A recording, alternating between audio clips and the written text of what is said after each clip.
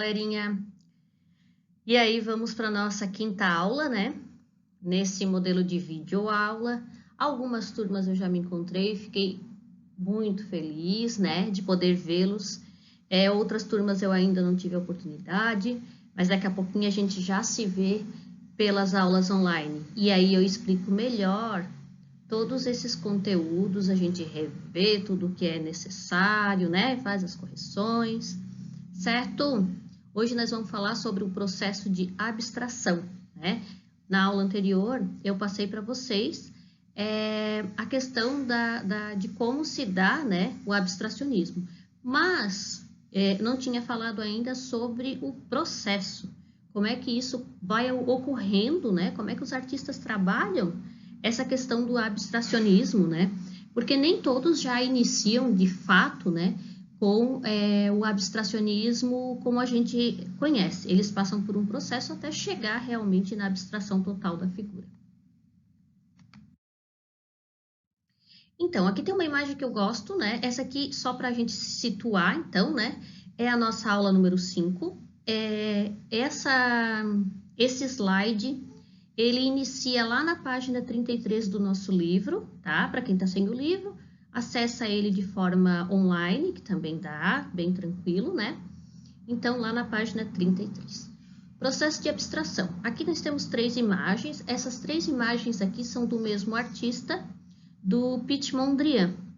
Na outra aula, eu mostrei uma obra dele, onde ele trabalha bastante com retângulos, com quadrados, né, com aquelas formas geométricas e também com as cores primárias, né, o vermelho, o amarelo e o azul. E parece assim, né, quando a gente olha aquela obra, né, da onde é que saiu essa ideia para que ele tenha feito essa produção.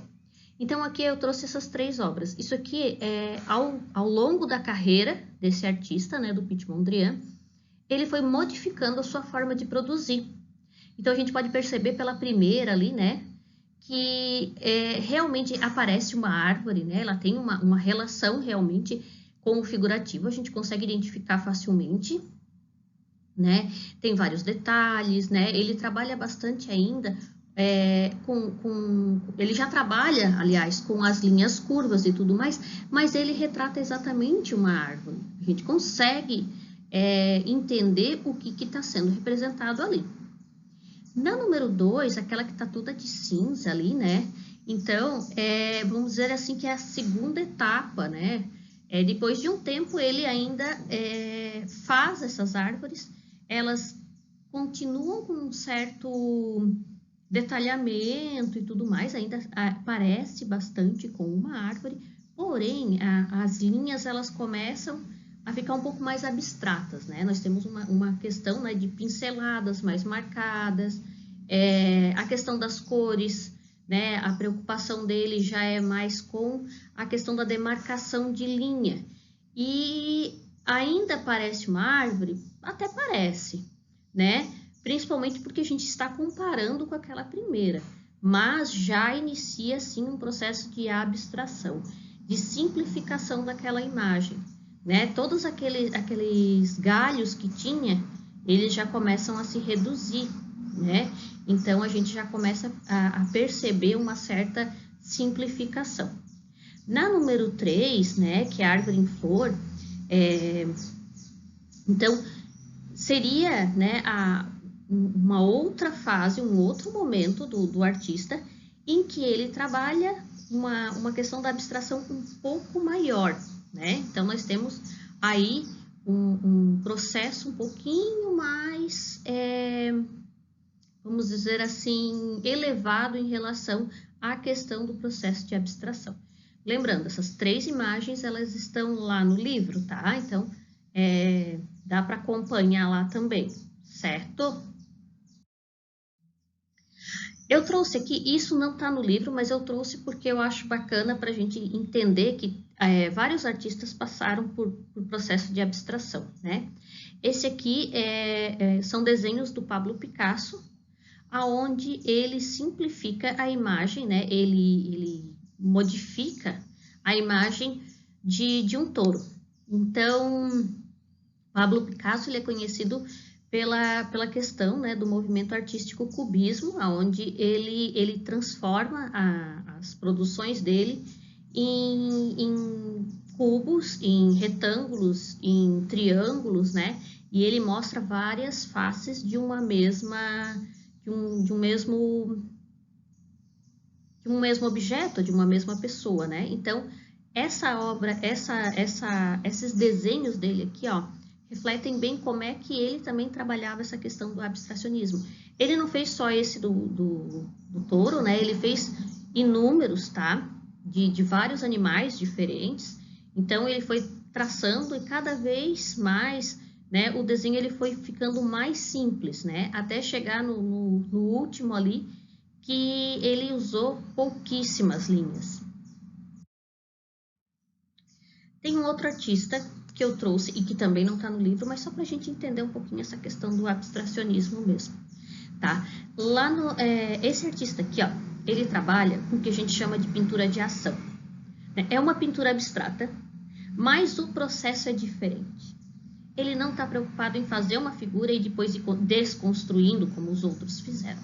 Ele trabalha com o que eu falei, pintura de ação. Mas o que é isso?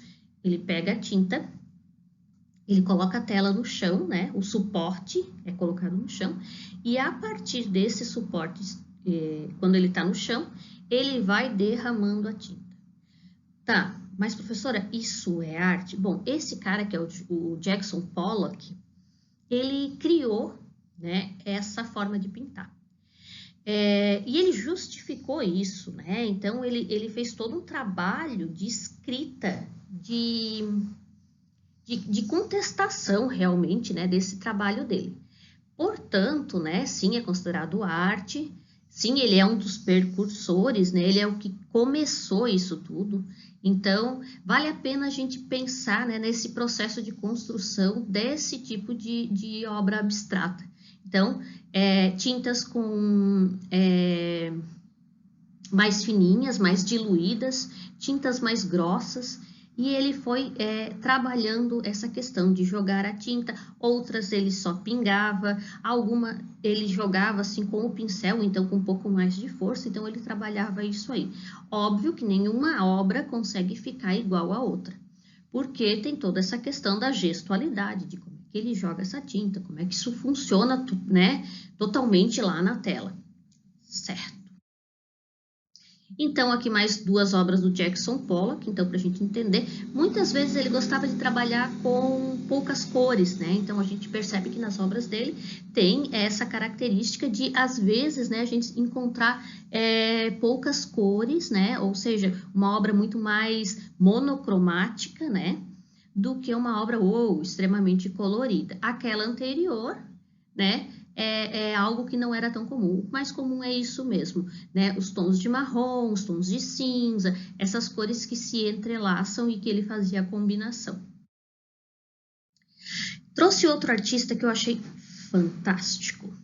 Por que eu achei fantástico? Porque ele não trabalha, na verdade, a questão do abstracionismo, mas ele trabalha o que a gente fala do desenho utilizando as formas geométricas. Então, a partir do uso dessas ferramentas, né, que são as formas geométricas, ele vai construindo desenhos fofinhos, né? Esse é o artista Gustavo Rosa. Então, ali eu trouxe algumas imagens, né, de pássaros, do tucano ali, do gatinho, do cachorrinho. Então, para a gente entender como é que ele faz essa construção, tá?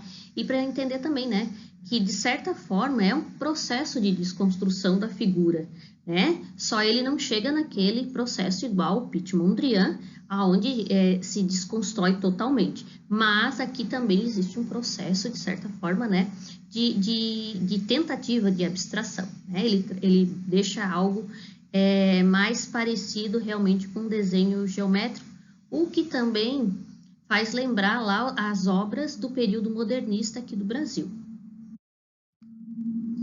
Essa obra aqui, então, essa é uma obra do período modernista no Brasil, né? Essa aqui está no livro, inclusive, é da artista Tarsila do Amaral, que a gente já falou bastante dela, assim, né? Então, essa é uma artista bem famosa, né? A gente viu a obra negra, a gente viu Antropofagia, uma outra obra que eu fiz inclusive na videoaula, a obra Bapuru, e essa aqui então, né, é uma obra em que ela faz, né, uma parte da cidade de São Paulo, e ela vai usando essas formas geométricas, né, vocês estão vendo que tem várias formas geométricas ali, para retratar uma paisagem. Então, é para mostrar para vocês, né, que de certa forma a gente consegue fazer uso dessas formas geométricas, mesmo quando a gente está fazendo uma imagem, né, de uma paisagem, de um local, né? Então, o que ela fez foi simplificar, transformar isso em formas geométricas para que pudesse ter, vamos dizer assim, esse impacto em relação à produção dessa obra. Aqui é a atividade que é para vocês fazerem, né? Então, diz o seguinte: utilize o espaço abaixo para fazer desenho partindo de figuras geométricas simples. Então, além desse exemplo da Tarsila do Amaral, nós temos o exemplo do Gustavo Rosa também, tá? Use figuras como o círculo, o retângulo, o triângulo, o trapézio. Você pode criar seres espaciais, animais engraçados, objetos insólitos, máquinas esquisitas ou qualquer outra figura. Então, total liberdade para essa produção, desde que, né, utilizem as formas geométricas, tá? Use sua criatividade e não esqueça de colorir com bastante capricho. Então, assim, o que faz a diferença realmente na nossa atividade é quando a gente vai fazer essa questão de colorir, né? Aproveitem bem o espaço, tá? É uma coisa que eu sempre falo em sala de aula, né? E até andava esquecendo de falar isso nas videoaulas, mas percebam o espaço que vocês têm, tá? Isso é bem importante, porque às vezes a gente acaba fazendo um desenho muito pequenininho num espaço grande, né? Então, essa percepção do espaço que vocês têm é muito importante, tá? A aula não acabou ainda não, tá? Por mais que eu passei a atividade antes, né? A aula continua, justamente porque a gente vai dando conta, né? Das partes que tem ali no livro, né? Para a gente conseguir vencer esse conteúdo, certo? Pare, pense e reflita. Lá no livro tem essas 3 obras aqui, né?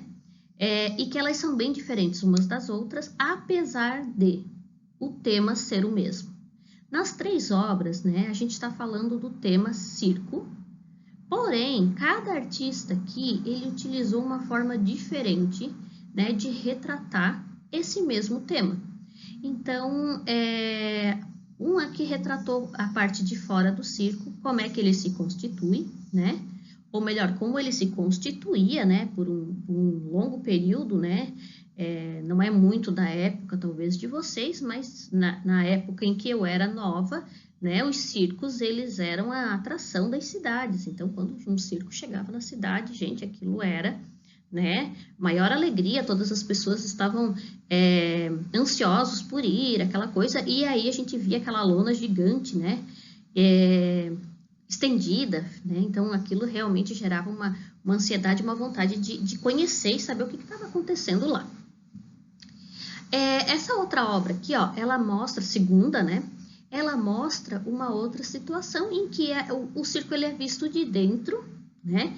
Eles colocam vários personagens, eles colocam, quando eu falo personagens, na verdade, várias figuras ali, né? E ali é possível perceber, por exemplo, um circo que é do mais antigo, porque ele tem a questão dos animais, né? Então, ali se vê um elefante, ali se vê cavalo, e ali se vê pessoas e várias situações diferentes que são comuns ao mundo do circo, né? Então, o palhaço, tudo isso. Então, a visão deste artista é uma visão da parte de dentro, né? Uma visão colorida, uma visão cheia de movimento, né? De certa forma, como o circo, ele de fato é. E essa última aqui, ela faz parte do movimento pontilhista, que a gente já estudou, a gente já viu aqui lá no comecinho, né? E o artista também retrata, né, a questão do circo. Mas ele retrata de um outro ponto de vista, né? em que ele mostra ali a menina que está em cima do cavalo, ele mostra, na verdade, os malabaristas, né? E essa obra, inclusive, ela se chama Circo. Então, só para a gente entender. Mesmo tema, pontos de vistas diferentes, técnicas diferentes, né? Lá na primeira, né, é possível perceber que é mais parecido com um desenho, assim, o uso de aquarela, lápis. Na segunda, uma tela composta de forma comum, né, pintura normal e tal. Na terceira, já nós temos a técnica do pontilhismo, né? Apesar de todas serem do... E aí tem umas questões na página 35 que vocês respondem lá no livro mesmo, né? O que eu sempre falo, quem está com o livro faz no livro, quem não está com o livro pode fazer lá no caderno, né? Numa folhinha, enfim. O importante é que vocês façam, tá? Então, qual das obras você acha que melhor representou um circo e por quê? Então, isso aí é algo pessoal, vocês vão, entre aquelas 3 obras lá, qual delas, né, que representou melhor a questão do circo? Que outro título você daria a cada uma das obras? Então, vocês vão pensar que vocês foram escolhidos para dar nome para essas obras ali. Que nomes que vocês colocariam em cada uma delas? E como seria o seu desenho de um circo? Faça em uma folha avulsa. Então, olha só. Essa semana vocês têm 2 desenhos para fazer, né? Então, tem um que é aquele do desenho, né, com formas geométricas. E outro que é esse aqui, que vocês vão fazer um circo, né, do jeito que vocês imaginam que ele seja. Eu sei que talvez tenham pessoas que nunca tenham conhecido um circo, né, mas enfim, como vocês imaginam que ele seja, né? Eu tive a oportunidade de ver, né, o circo como ele era antigamente, com esses animais, onde todo mundo ia lá, fotografava, por exemplo, com um elefante e tudo mais, né? E que a gente sabe que hoje em dia já não pode, até porque tem essa questão, né, de maus tratos aos animais, tadinhos também, né? Indo para tudo quanto é cidade, confinados em locais muito pequenininhos. E fui, né, há pouco tempo, né, num circo e que ele funcionava a partir, né, de exibições de malabaristas, enfim, onde tinham pessoas, somente pessoas. Então, todos os espetáculos eram conduzidos por pessoas, não tinham animais mais não eram mais utilizados animais. Mas ele... Não pensem vocês, né, que o espetáculo ele perdeu o brilho. Não, ele continuava com toda aquela teatralidade, né, com aquela vitalidade que o circo tem. Então, essa aqui é para a gente pensar junto, né? Aqui diz pesquise, reflita e escreva. Então, a gente pensa junto e vocês podem anotar, né, as impressões de vocês lá no caderno. Em sua vida, em família, na escola, na sociedade em geral, suas ideias são sempre iguais às dos outros ou são sempre diferentes? Será que a gente sempre pensa parecido com os outros ou será que a gente sempre pensa diferente? Ou será que às vezes é de um jeito e às vezes é de outro? Né? Não sei. Qual o seu tema predileto sobre qual você gosta de pensar e conversar? Por exemplo, tem gente que ama falar sobre dinossauros, sabe tudo de dinossauros, já leu muito, conhece, sabe o nome de cada um, né? Enfim. Qual o tema que você gosta? Às vezes é uma banda preferida, né? Às vezes é um estilo musical. O que você gosta? Qual o tema preferido? Você realmente gosta de falar e tem conhecimento, pesquisa, né, sobre isso? Sobre qual assunto você costuma discordar em sua casa? Isso, né? Às vezes a gente tem assuntos que a gente pensa diferente das pessoas que moram na nossa casa. O importante, claro, né, gente, é manter o respeito. Por mais que a gente pense diferente, isso não nos dá o direito de faltar com educação com as pessoas, né? Pensar diferente enfim, é uma possibilidade, mas não nos deixa na condição de poder tratar mal, né? Fazer algo desse tipo. Comente suas respostas com seus amigos. Bom, né? Não tem muito o que comentar com os amigos, né? O que a gente pode fazer é conversar na próxima aula online, isso sim. Tá? Então, deixa isso aqui para a gente conversar na próxima aula online, para a gente ver, né, para a gente bater um papo ali sobre, né, o que vocês discordam, aquilo que vocês pensam e tudo mais, certo? Bora lá. Lá no livro tem o que a gente chama de galeria de arte, aonde aparecem os artistas que a gente estudou, né, durante esse grupo, né? Então, o artista Paul Klee, que é o artista que a gente viu, que trabalha o abstracionismo informal, né? E eu vou realmente voltar, né? Porque informal, aquele que não tem uma forma definida, né? E essa aqui já tem até uma obra ali, né? Onde ele trabalha essa questão das manchas e do grafismo. Lembrando, grafismo, essas linhas ali pretas que estão por cima da pintura. O Michelangelo, né? Também, que é um artista lá do período do Renascimento, que fez Capela Sistina, fez várias esculturas. Aqui tem um desenho, né? Então, para a gente entender um pouquinho como ele também fazia o estudo de anatomia e trabalhava os desenhos preparatórios, aquilo que a gente também estudou, ou seja, ele trabalhava com esboço também. A Tarsila do Amaral, que eu venho falando em várias aulas, né, dela, por que a gente fala tanto dela? Justamente porque ela é uma mulher incrível e que fez, assim, desempenhou um papel fundamental na questão da arte no Brasil, da divulgação da arte no Brasil, inclusive, né? Lina Bobardi, né? Então, a gente tem ela como uma inspiração em relação à questão da arquitetura também, né? Então, uma mulher muito importante nesse aspecto. E o Luiz Sassilotto é um que eu mostrei para vocês uma obra que ele tinha feito, que era uma escultura abstrata. Então, aqui novamente aparece, né, uma obra nesse sentido, né? A Elisa Silveira, que é a mesma que trabalhou aquela obra do circo. Então, é importante que o livro traz, né, essa questão das obras diferenciadas. Como assim diferenciadas? Né? Obras tanto super, mega, ultra famosas lá da história da arte, quanto artistas brasileiros que às vezes eles são conhecidos, mas não são tão divulgados, né, por exemplo, pela mídia. Outro é o Ivan Serpa, que trabalha, né, a questão do abstracionismo também, tá?